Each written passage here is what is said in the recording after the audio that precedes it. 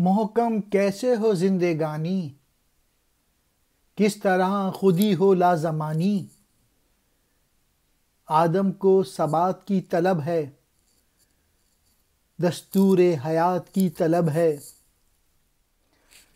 علامہ اقبال کہہ رہے ہیں کہ زندگی جو ہے وہ کیسے مستحکم ہو اور کس طریقے سے انسان اپنی صلاحیتیں ہر زمانے میں ڈیولپ کرتا رہے، وہ ٹائم اور اسپیس میں سے آزاد ہو۔ یعنی خودی جو ہے وہ کسی زمان و مکان کی پابند نہیں ہونی چاہیے۔ اور ایسا لگ رہا ہے کہ اقبال کو کہ آج کے زمانے میں خودی پابند ہو گئی، کیونکہ مسلمان اپنی صلاحیتیں ڈیولپ نہیں کر رہے۔ اور آج سے 600-700 سال پہلے، 500 سال پہلے مسلمان اپنے عروج پہ تھے، اور ایسا لگ رہا ہے کہ خودی جو ہے وہ ٹائم باؤنڈ ہو گئی ہے، جو کہ نہیں ہونی چاہیے تھی۔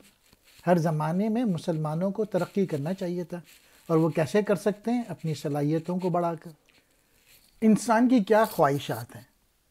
انسان کی خواہش یہ ہے کہ زندگی وہ اچھی طریقے سے گزارے، اور اس وقت جو مسلمانوں میں اندھیرا چھایا ہوا ہے وہ برگساں اور اوپر جو فلاسفر ہے اس سے نہیں ہو سکتا، بلکہ اپنی خود ہی ڈیولپ کر کے یہ اندھیرا دور ہو سکتا ہے کہ جب مسلمان اپنی صلاحیتوں کو بڑھائیں، محکم ہو، مضبوط ہو۔